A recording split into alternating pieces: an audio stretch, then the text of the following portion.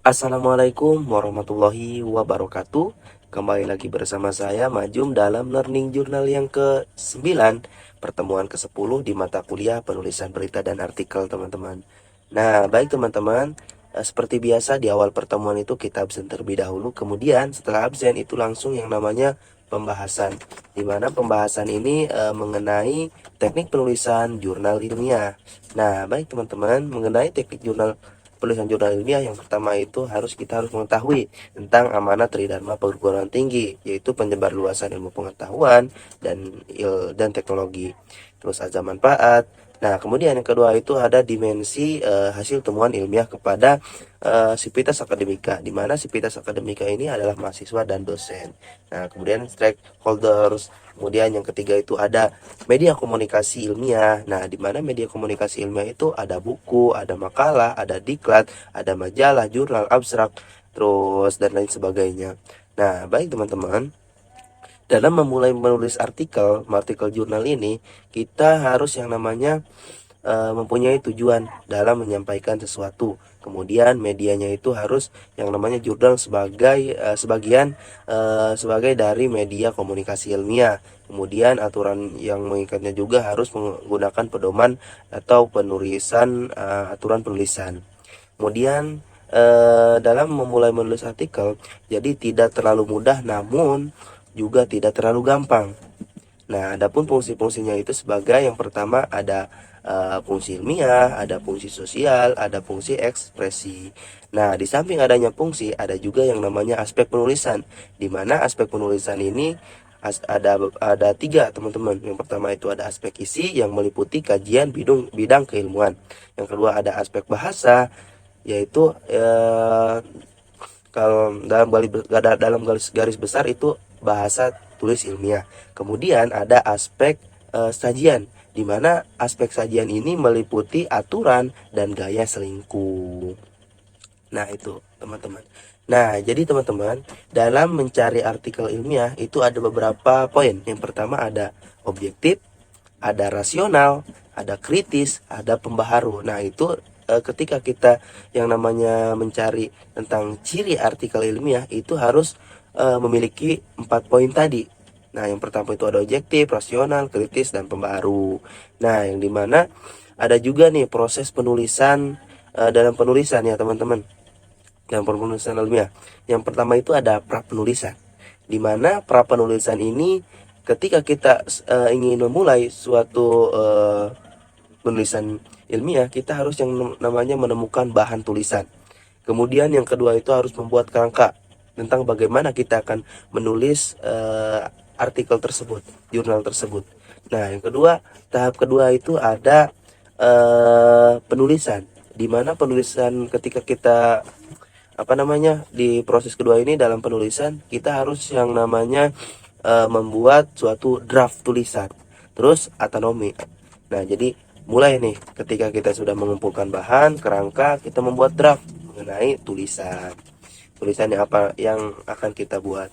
Nah, sesudah pra penulisan, pasca penulisan, penulisan maksudnya. Terus yang ketiga itu ada pasca penulisan, di mana pasca penulisan ini yang pertama itu ada penyutingan, jadi mengulang kembali tentang apa yang kita bahas. Kemudian yang selanjutnya itu ada publikasi. Nah, di mana publikasi ini ketika semua sudah nih dari pra penulisan, terus ke pasca penulisan, langsunglah publikasi, disubmit ke ke halayak banyak. Nah, yang selanjutnya itu ada masih tentang pra penulisan. Jadi pencarian dan pengembangan gagasan. Jadi kita harus mengembangkan bobot permasalahan, urgensi, orientalis tentang kedalaman gagasan yang kita buat. Jadi agar pengungkapan gagasan tersebut bisa beragam, terus bisa bahasanya itu bisa dipahami. Kemudian hal-hal teknis penulisannya juga harus bagus, teman-teman. Terus ada juga yang namanya pemahaman metode, di mana pemahaman metode ini kita harus memilih nih, penelitian yang kita ambil itu penelitian yang kualitatif apa kuantitatif. Nah, jadi harus memilih tentang metode pemahaman penelitian tersebut. Nah, kemudian ada pencarian referensi, di mana pencarian referensi ini kita harus mencari yang pertama itu dari buku, yang kedua itu dari jurnal atau dan lain sebagainya. Itu berupa data atau kutipan yang akan kita buat, teman-teman. Nah, yang selanjutnya itu ada perencanaan naskah, di mana perencanaan naskah ini di akhir dalam penulisan pra penulisan. Nah, kemudian kembali lagi dalam pra penulisan. Jadi prapenulisan ini bersifat universal, jadi mengacu pada ragam bahasa yang kita buat, atau bahasanya itu baku, terus gaya bahasanya itu harus selingkung. Nah, apa sih gaya selingkung itu?